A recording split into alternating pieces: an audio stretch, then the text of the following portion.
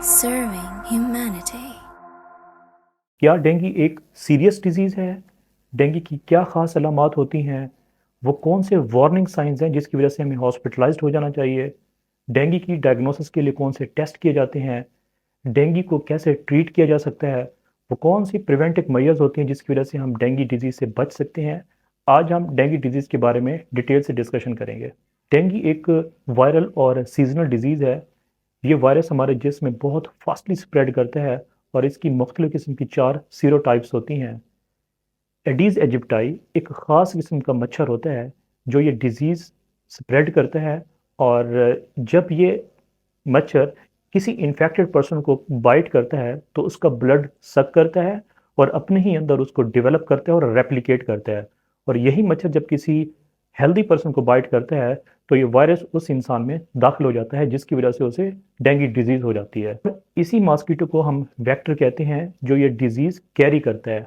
Dengue fever की 4 मुख्तलिफ किस्म की कैटेगरीज होती हैं।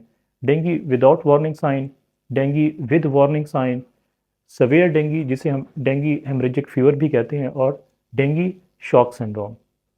इनमें अक्सर लोगों को डेंगू विदाउट वार्निंग साइन होता है। मतलब 80% ऑफ द केसेस में लोगों को डेंगू विदाउट वार्निंग साइन होता है।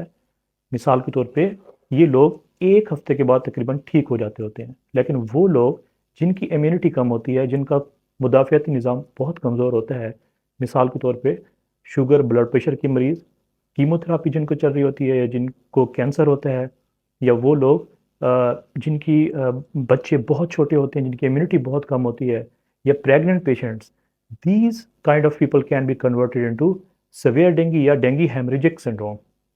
डेंगू विदाउट वार्निंग साइन ये फेज़ अलामात ज़ाहिर होने के 7 दिन तक रहती है, लेकिन आमतौर पर जब एडीज एजिप्टाई मॉस्किटो बाइट करता है तो इसका एक ख़ास किस्म का इंक्यूबेशन पीरियड स्टार्ट हो जाता है जो आमतौर पे 4 से 10 दिन तक रहता है, और इस दौरान पेशेंट को कोई अलामात ज़ाहिर नहीं होती। लेकिन उन 4 से 10 दिन के बाद जो अलामात ज़ाहिर होती हैं वो 7 दिन तक रहती हैं, और इसी को dengue without warning sign phase कहते हैं।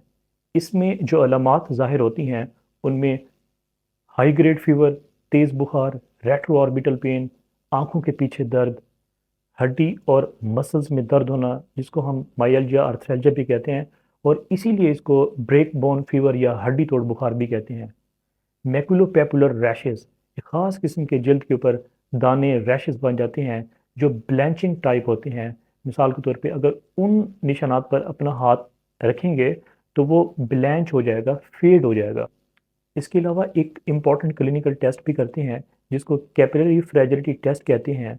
अब ये टेस्ट कैसे करते हैं, जब हम बीपी कफ लगाते हैं बाजू पे तो सिस्टोलिक और डायस्टोलिक के दरमियान 100 mm ऑफ Hg की रीडिंग के ऊपर हम 5 मिनट तक इन्फ्लेट करके हम वेट करते हैं, और उन 5 मिनट के बाद जब हम बीपी कफ को उतारते हैं तो एक ख़ास किस्म के पर्टिकुलर पिटेकुलर रैशेस डेवलप हो जाते हैं, और अगर उनकी तादाद 10 या 10 से ज़्यादा होती है तो इसको हम पॉजिटिव कैपिलरी फ्रेजिलिटी टेस्ट भी कहते हैं। अब ये ऐसा क्यों होता है, जब हम बीपी कर्व से प्रेशर अप्लाई करते हैं तो डैमेज्ड कैपिलरीज की तरफ प्लेटलेट्स वहाँ पे आके ब्लीडिंग को स्टॉप कर देते हैं।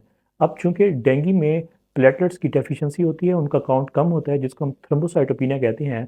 अब प्लेटलेट्स की कमी होने की वजह से उन डैमेज्ड कैपिलरीज की तरफ जब प्लेटलेट्स नहीं आते तो इसीलिए ब्लीडिंग होने की वजह से पर्टिकुलर रैशेस बन जाते हैं, जिसको हम पॉजिटिव कैपिलरी फ्रेजिलिटी टेस्ट भी कहते हैं।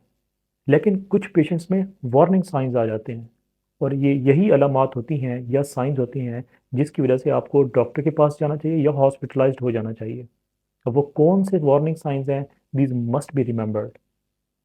पेट में अचानक दर्द हो जाना, बार बार उल्टियों का आना, प्लेटलेट्स का ड्रॉप होते रहना जिसे थ्रोम्बोसाइटोपिनिया कहते हैं, जिसकी वजह से ब्लीडिंग हो सकती है, फ्लूइड का लीक होना, मिसाल के तौर पे एसाइटीज़, पेट में पानी का भर जाना, प्लूरल एफियन, फेफड़ों में पानी का भर जाना, इंक्रीज्ड हिमाटोक्रेट, हिमाटोक्रेट का लेवल बढ़ जाता है, फ्लूइड लीक होने की वजह से आरबीसी का लेवल बढ़ जाता है, जिसको इंक्रीज्ड हिमाटोक्रेट कहते हैं, या डिक्रीज्ड हिमाटोक्रेट, आरबीसी के लॉस होने की वजह से ब्रीडिंग के ज़रिए, तो उसकी वजह से हिमाटोक्रेट का लेवल डिक्रीज हो जाएगा। पल्स प्रेशर का ड्रॉप हो जाना, रेस्टलेसनेस, बेचैनी का हो जाना। अब इस फेज़ में कौन से लोग रिस्क पे होते हैं? ऑलरेडी आई टोल्ड यू कि वो लोग जिनकी इम्यूनिटी कम होती है, मिसाल के तौर पे diabetic patient, hypertensive, chronic kidney disease patient, the patient who are on dialysis या patients who are on chemotherapy, pregnant patients, infants, ये वो लोग होते हैं जो इस फेज़ में रिस्क पे होते हैं। अब नेक्स्ट फेज़ है डेंगी हेमरेजिक फीवर। ये आमतौर पर इन्फेंट्स और यंग चिल्ड्रन में होती है। इस फेज़ में थ्रोम्बोसाइटोपिनिया, डिक्रीज्ड प्लेटलेट काउंट और इंक्रीज्ड वैस्कुलर परमिएबिलिटी की वजह से bleeding gums, nose bleed, black stool, bloody stool और इवन के इंटरनल ऑर्गन डैमेज भी हो जाता है। नेक्स्ट फेज है डेंगी शॉक सिंड्रोम। जब डेंगी हेमरेजिक फीवर शॉक के साथ प्रेजेंट करता है, इसी फेज को डेंगी शॉक सिंड्रोम कहते हैं। वैस्कुलर लीकेज की वजह से पेशेंट सेप्टिक शॉक में चले जाते हैं और इवन मल्टी ऑर्गन डैमेज भी हो जाता है।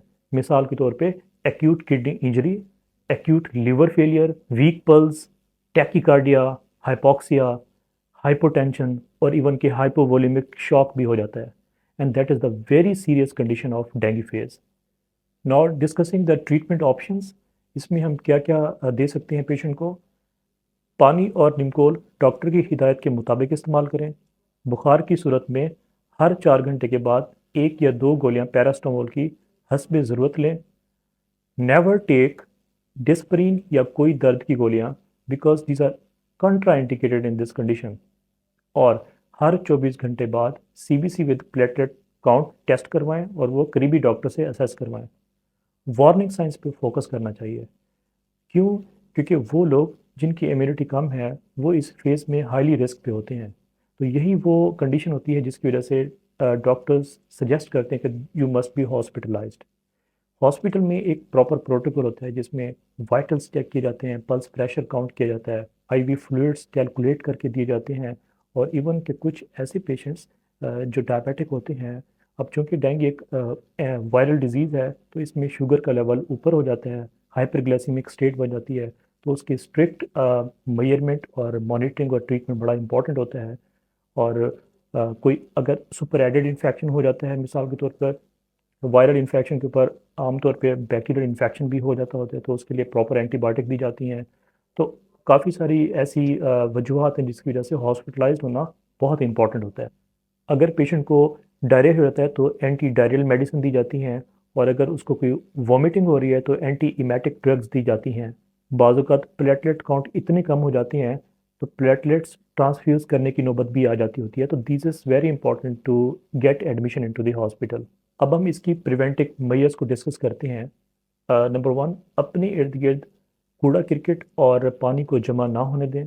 पानी के बर्तन जैसे कि बाल्टी, टैंकी वगैरह को ढांप के रखें या फिर पानी को डिस्कार्ड कर दिया जाए। मच्छर मार स्प्रे इस्तेमाल कर सकते हैं। घर की छतों के ऊपर सफाई का ख़ास ख्याल रखें। रूम कूलर का इस्तेमाल कम कर दें और इसमें खड़ा पानी उसको मुकम्मल तौर पे खुश कर दें। मॉस्कीटो नेट इस्तेमाल की जा सकती हैं।